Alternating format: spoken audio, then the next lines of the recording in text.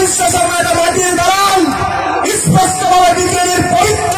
এই খাইলা মন্ত্ৰীত্ব এই ঘোষণা কৰিছো যখনৰ বুকুত এগৰাকী দালাল সৃষ্টি হৈছে সেই দালালজনে হৈছে হিমন্ত বিশ্ব শৰ্মা আৰু সাত দালাল এটা আছে সেয়া হৈছে আপোনালোকৰ বিজেপিৰ প্ৰমোদ বড়ো আৰু চেৰা চামুণ্ডা হিচাপে কাম কৰি আছে এই সমষ্টিৰ এমচিএলে গৌতম দাস তেওঁ কথাৰ ফুলজাৰি মাৰে এটা দলংগ ভৰাব নোৱাৰে অকল প্ৰতিশ্ৰুতি আৰু নচলিব তোমাৰ 10টা বছৰ এই অটনগুৰি সমষ্টিৰ হিন্দু মুছলমান সকলোৱে মিলি তোমাৰ ভোট প্ৰদান কৰি এমচিএল ভৰাইছে তুমি ইয়াৰ হৈছা তুমি এতিয়ালৈকে নিয়ম বজাৰত আহিবলৈ এটা দলং নিৰ্মাণ কৰি দিব নোৱাৰিলা তোমালোকে মাটিৰ পট্টা দিয়াৰ কথা কৈছিলা 1 টকা মাটিৰ পট্টা তুমি দিব নোৱাৰিলা তোমাৰ এই বিজেপিৰ শাসনভাৰ দায়িত্ব তুমি লৈ থকাৰ কোনো প্ৰয়োজন নাই আজিৰ দিনত প্ৰমোদ বড়োৰ পদত্যাগ দাবী কৰিছো এমচিএলে ইয়ান গৌতম দাসৰ পদত্যাগ দাবী কৰিছো এইবাৰেই মটনগুৰি সমষ্টিৰ ৰাইজৰ দলে নিৰ্বাচন খেলিবলৈ আহিছে ইয়াত কোনো হিন্দু মুছলমানৰ ৰাজনীতি কৰিবলৈ দিয়া নহ'ব ৰাইজৰ দলে বড়ো ভাইৰ লগতো থাকিব মুছলমানৰ লগত থাকিব বেংগলী ভাইসকলৰ লগত থাকিব মূলসুঁতি অসমীয়া মানুহৰ লগতো থাকিব সকলোকে মিলি এক নতুন উন্নয়নৰ দিগন্ত ঘোষণা কৰি মটনগুৰি সমষ্টিক নতুন ৰূপেৰে গঢ় দিয়াৰ কাৰণে আমি সংকল্পবদ্ধ হৈছো অনাগত ভৱিষ্যতে মটনগুৰি এক আইন হিচাপে লৈ সমস্ত বিজেপি আমি নিৰ্মাণ কৰাৰ প্ৰক্ৰিয়া আৰম্ভ কৰিম এই মটনগুৰি সমষ্টিৰ প্ৰতিটো সমস্যা আমি ৰাইজৰ দ্বাৰা সমাধান কৰাৰ কাৰণে আজি সংকল্প লৈছো আপোনালোকে আমাক আশীৰ্বাদ কৰিব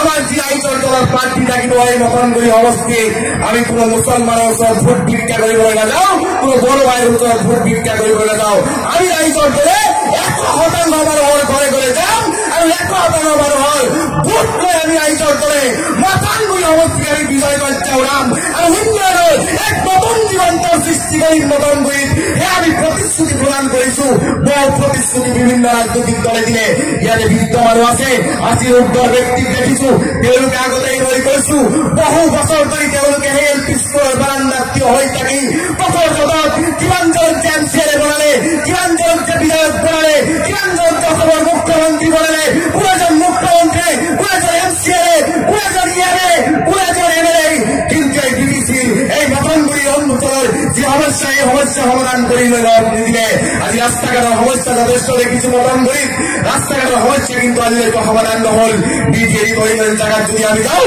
কিছু পৰিমাণৰ ৰাস্তাৰ পৰিৱৰ্তন হোৱা দেখা পাওঁ কিন্তু এই মটনগুৰি সমষ্টিত যদি আমি ঘূৰি চাওঁ কিন্তু মটনগুৰিত ৰাস্তা ঘাটৰ সমস্যা সমাধান কৰিবলৈ মাটিৰ পট্টাৰ প্ৰদান প্ৰতিশ্ৰুতি প্ৰদান কৰি বিশেষ কেইজনমান তেওঁলোকৰ দল কৰা ব্যক্তিক মাটিৰ পট্টা প্ৰদান কৰিছে যদিও সাৰ্বজনীনভাৱে মাটিৰ পট্টা প্ৰদান কৰাৰ প্ৰক্ৰিয়া কিন্তু এতিয়াও আৰম্ভ কৰা নাই কৰিছে নেকি গতিকে অসমৰ যদি শান্তি অসম আমি কৰিব লাগে অসমখন যদি সুৰ অসম আমি বনাব লাগে আমি ভাত ঘাটৰ ৰাজনীতি কৰিব লাগে এওঁলোকে মুছলমানক লৈ ৰাজনীতি কৰে এই মটনগুৰি সমষ্টিটো যোৱালৈ এওঁলোকে প্ৰাৰ্থী প্ৰক্ষেপ কৰিছিল নে নাই যাৰ ফলত বিজেপি জয়ী হৈছিল আমি অসমখন যিহেতু সকলো সমন্বয়ে ভৰপূৰ এক মিলন ভূমি যিহেতু আমি কোনো জাত পাতৰ ৰাজনীতি নকৰো আজিৰ পৰা কৰিম নেকি দৰ্শন আমি জাত পাতৰ ৰাজনীতি কৰিব নালাগে নাই ৰাজনীতিত কেতিয়াও ধৰ্ম টানিব নালাগে এই বিটিচি নিৰ্বাচনত কোনোবাই যদি মুছলমানৰ দোহাই দি এওঁলোকে ভোট ভিক্ষা কৰিব আহে তেওঁলোকৰ কাৰা জবাব দিব যে ইউটিউবৰ নেতা তোমালোকে যে ডিম ভোটাৰৰ সমস্যা সমাধান কৰাৰ কাৰণে হাইকোৰ্টত কেছ কৰিছিলা তোমালোকে সেই কেছ কিয় উঠাই আনিছিলা জবাব মই আপোনালোকৰ এই মোবাইলত লৈ আহিছো এওঁলোকে সেই ডাঙৰ ডাঙৰ নেতাসকলে আহি বিটিচি নিৰ্বাচনতো সোমাব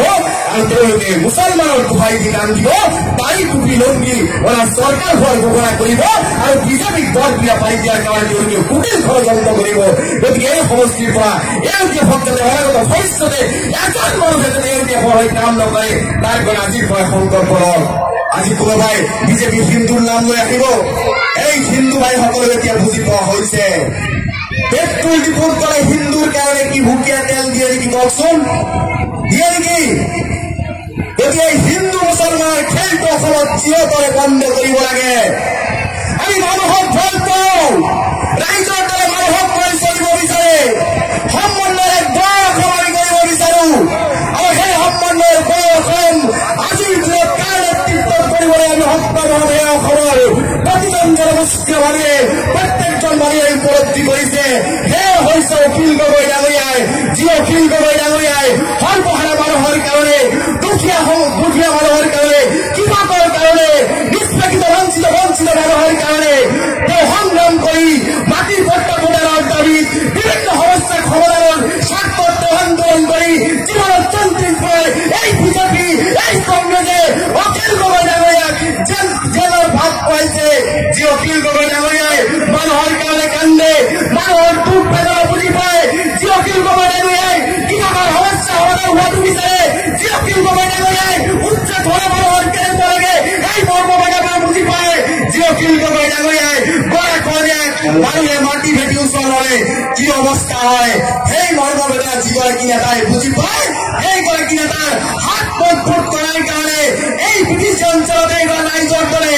বিজয় ধৰি ওলাবলৈ সাজু হৈছো লাগিব মাত্ৰ আপোনালোকৰ সহায় আৰু সহযোগিতা এইবেলি আপোনালোকে মঠনগুৰি সমষ্টিত এইবাৰ সমান প্ৰাৰ্থী আমি প্ৰত্যাগ কৰিম যিগৰাকী প্ৰাৰ্থীৰ নেতৃত্বত মঠনগুৰি সমষ্টিত এইবাৰ ৰাইজৰ দলে বিজয় পত্ৰ ওলাব ইতিমধ্যে যিহেতু অখিল গগৈ ডাঙৰীয়া আহি পাইছে ধন্যবাদ ৰাইজৰ দল জিন্দাবাদ জয় অসম।